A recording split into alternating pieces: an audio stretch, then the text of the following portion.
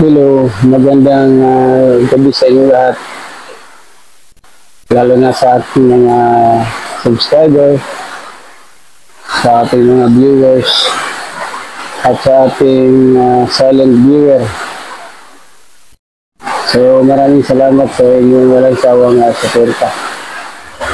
So sa gabi nito, gagawa tayo ng tutorial about sa ating LBD, kung paano siya i-wiring at paano i-set up yung kanyang low voltage disconnection at saka yung kanyang recovery. So sana samahan niyo ako sa aking pag-install o sa aking pag-wiring kasama itong ating inverter. Mayroon kasi akong inverter na hindi na ginamit, so natag-isip ko na gawin ko ito ng video para sa ating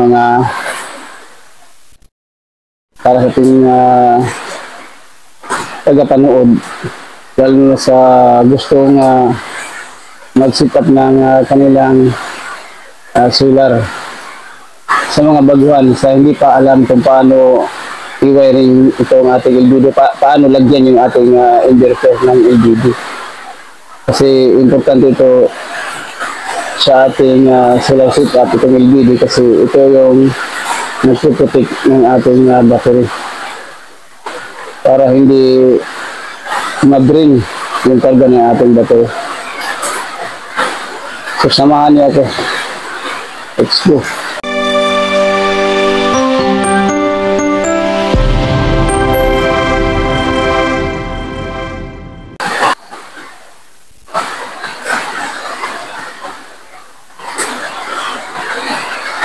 So mayroon tayong breaker na DC. Mayroon tayong breaker na DC at saka LBD, SSR. Lagyan natin ng SSR at airset coil at saka itong bumbilya. Ayan.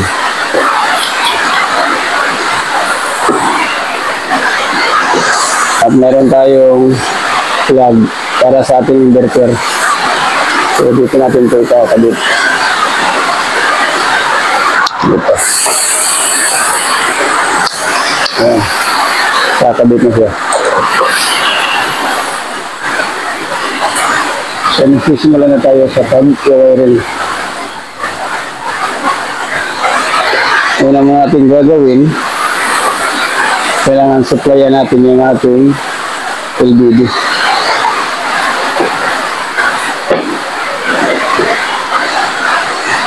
Okay. Yung ginamit ko lang natin na wire sa ating pagbibingo ay red block para hindi tayo malilito. Ayan.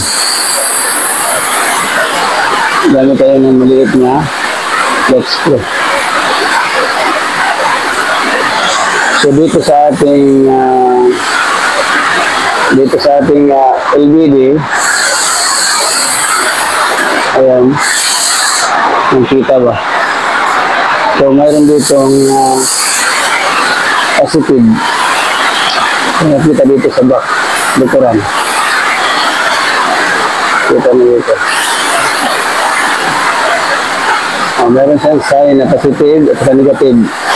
Dito din positive, negative.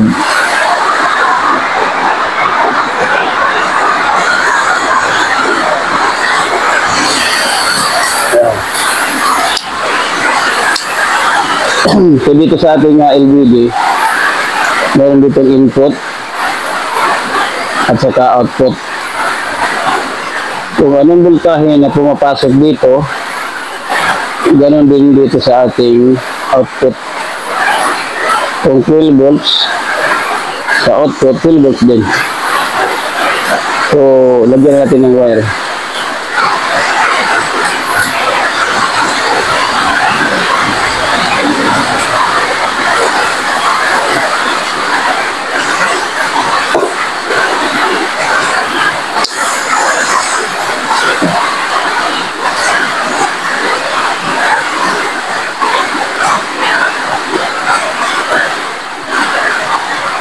gagamit tayo ng lighter para kitang-kita. Ito yun. Pasensya na kayo kung gabi tayo nag-video o gumawa ng content kasi pag sa araw busy kami sa tindahan.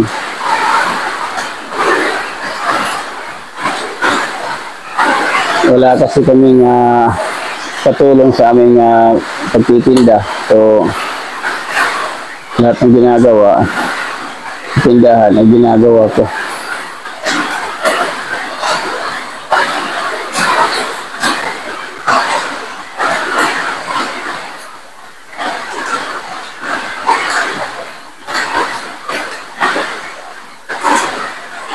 Basta sa pag-wiring ng ating LED, kailangan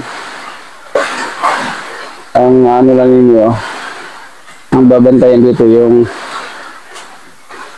negative at saka positive.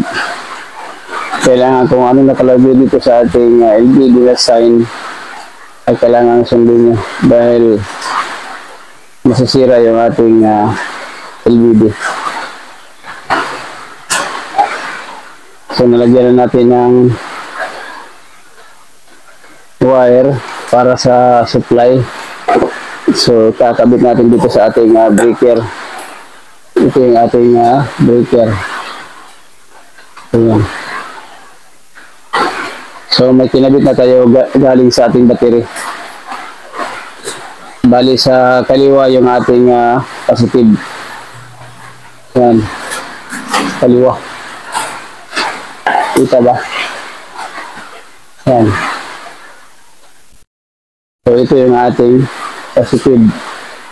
So kailangan dito rin sa baba yung positive. So kakabit natin. Ito yung red wire. Ayan.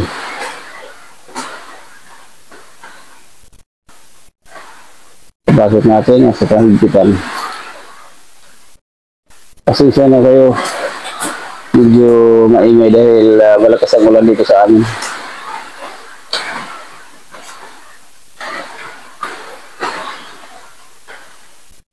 At ito yung negative. Yan.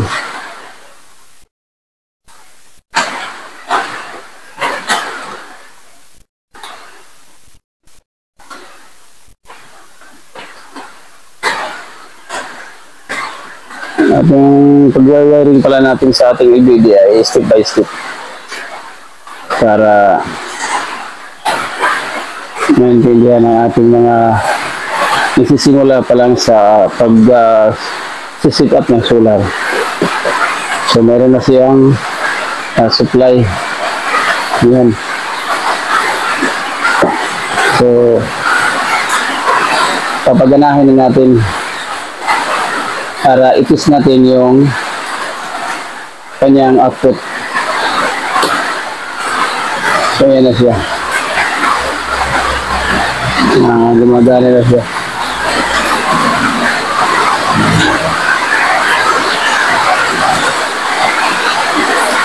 Bali naka 11.3 yung ating battery. Hindi pa ito na set up.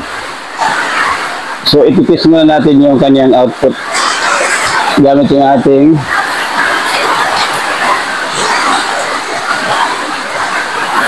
multi-tester. So yun, yung ating tester. So gagamitan natin ang tester.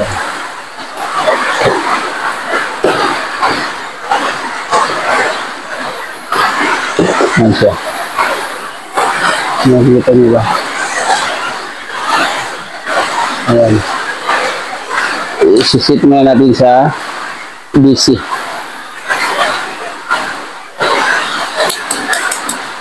Ayan.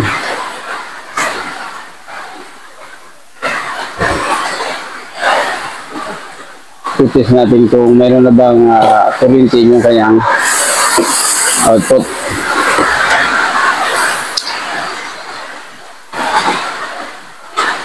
So wala pang kuryente dahil hindi pa natin nasit.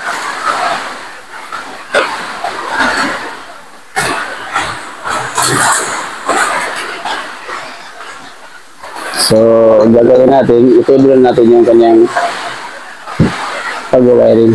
Lagyan natin ng wire yung kanyang output. So, dito naman sa ating output, mayroon din nakalagay na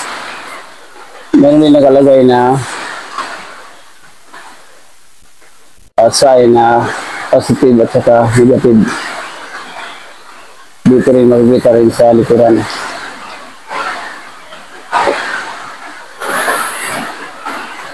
Ganun din, kung saan yung sign na positive, so doon yung ating red wire.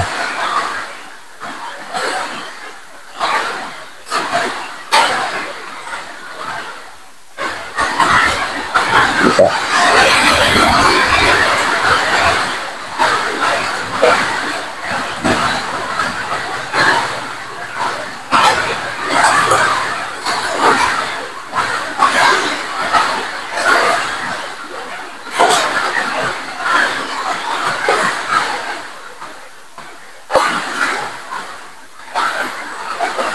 So, i-off muna natin yung ating breaker para sit ang ating pag-wiring.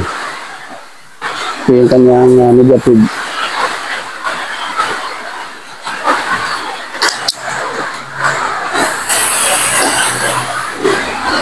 So, mayroon na tayong wire sa kanyang output.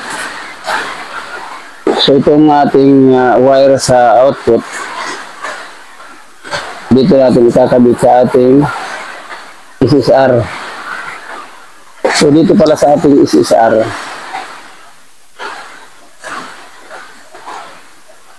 mayroon din itong sign na positive at saka negative. At dito naman sa kanyang dulo, mayroon nakasign na sign ng 220. Sign ng 220 volts. So, yun. Here.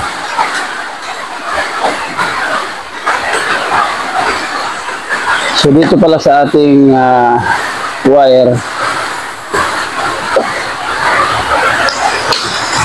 dito sa ating wire,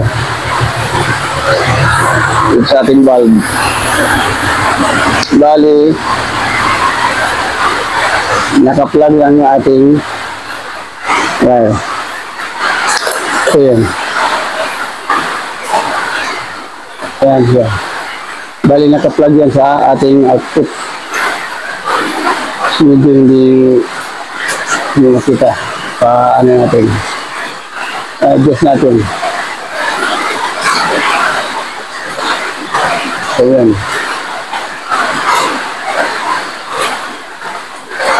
So, dito sa ating plug ay nakasaksak sa ating inverter. Bali, ang gagawin natin, yung isang linya, bali, ganyan siya. Hindi ko pa pinutol. Bali, ganyan siya. So, dito, puputulin natin yung kanyang live.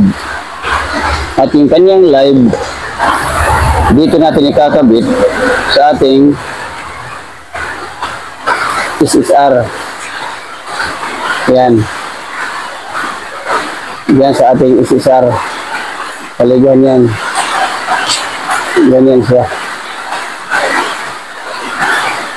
Ayan. So, kakabit natin. Kahit magkabaliktad, okay lang.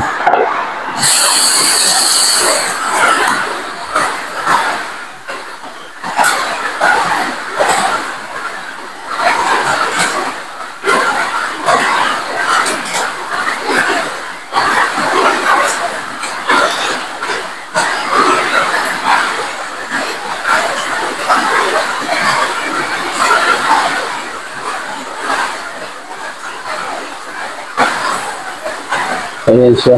Ayan.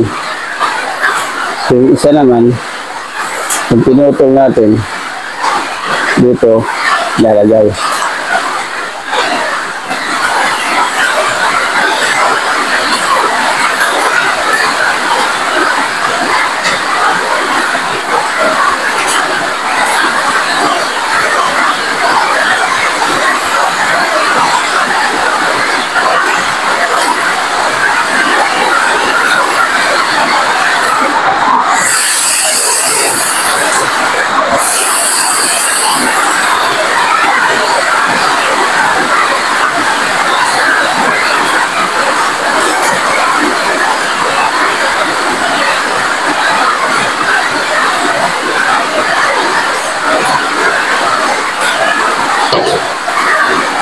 So yan, nakabit na natin. Yan siya, nakabit na natin. So last natin na ikakabit yung supply dito na 12 volts.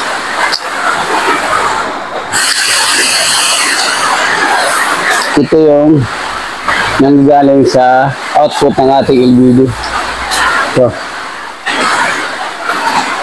kailangan yung supplyan natin si SSR. Yan. Supplyan natin ang ating SSR. Para kapag gumana yung ating LVD, gagana dito. At ganoon din, meron ding polarity, negative, positive.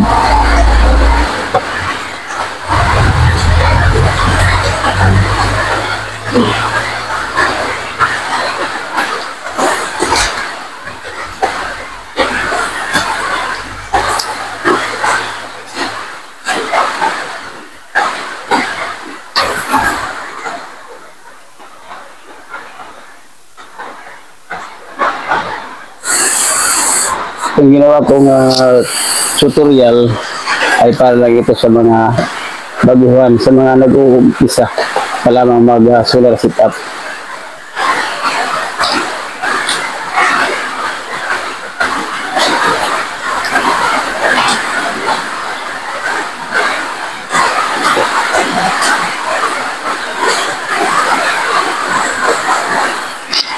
So, naikabit na natin.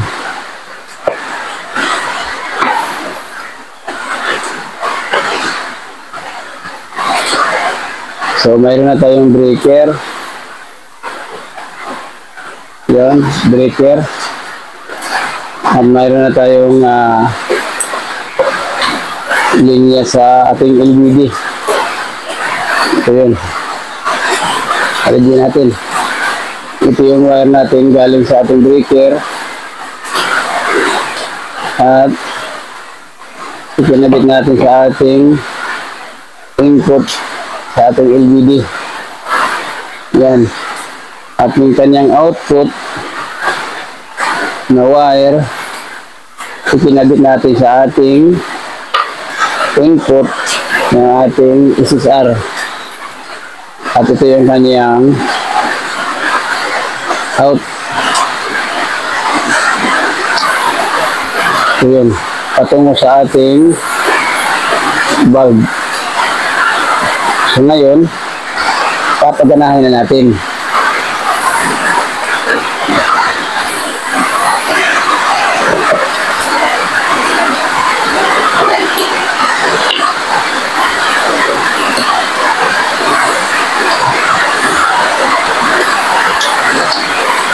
So yan, nakaandar na yung ating inverter. Ayan, naka 13 volts siya. So dito sa ating LVD, i-inputuan natin. Huwag niyong isipin itong ating bulb na may ilaw na mahina. So yan, naka-under na yung ating LVD. Naka 11.3 yung ating LVD. So para gagana itong ating SSR at iilaw itong ating bulb. Yun, yung bulb natin. Para iilaw yan, so kailangan isip natin muna sa LVD. Bali, itong kanyang low voltage, tingnan nyo. Bali, yung kanyang low voltage ay 11.5. Yun. At plus 5. Yun. Yun yung kanyang low voltage disconnection.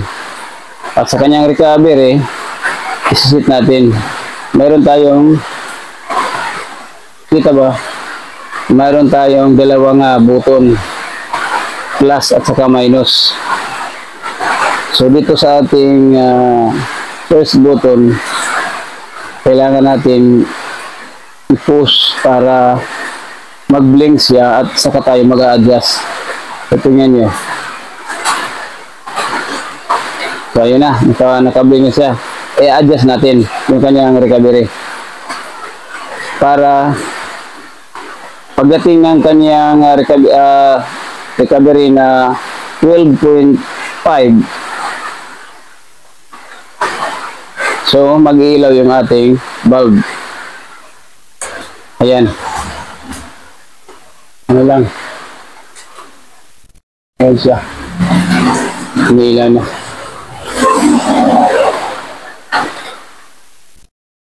So umiilaw na siya. Dahil umiilaw na din yung ating LBD. Since wala tayong power supply na adjustable, so i-manual na lang natin. Babaan natin itong recovery niya, itong recovery voltage. Ibaba natin sa 11.5, abutin natin sa 11.5 para mag-shut off itong ating LBD at mamamatay yung ating ilaw. So, titingnan nyo. Ganun din, ipupost din natin. Post. Yan, nag-blink. So, minus tayo. Yan. Pagdating ng 11.5, mamamatay siya.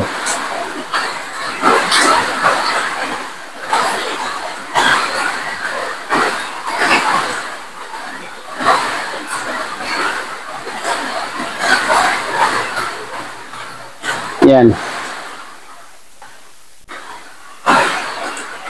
Ayan. So, namamatay na siya. Kasi umabot na siya sa 11.5. Yung ating set sa low voltage disconnection. Ayan siya. 11.4. At para naman gumana yung ating SSR at saka yung ating bulb, yan, yung bulb natin, since wala tayong adjustable na power supply, manual lang natin. Bali, magdagdag tayo ng voltahe para umabot siya sa recovery. At para gumana yung ating SSR at gumana din yung ating bulb. So, tingnan nyo. Yan. Ganun pa rin ang diskarte. Push. Pag nagbiling bitaw, so adjust agad. So, dito tayo mag-adjust. Yan. Oh. Yan siya. Dahil umabot na siya sa kanyang recovery voltage na ating sinit up. 11.5. Ayan. 11.5 at saka plus 5. So, napakasimple lang yung ating ginawang tutorial para sa mga baguhan na gusto na magkaroon ng solar setup. So, ganun lang kadali mag-setup ng LBD at mag-wiring. Gamit lang kayo ng LBD. At saka SSR. Ito. So, maraming salamat sa inyong panunood. Lalo na sa ating mga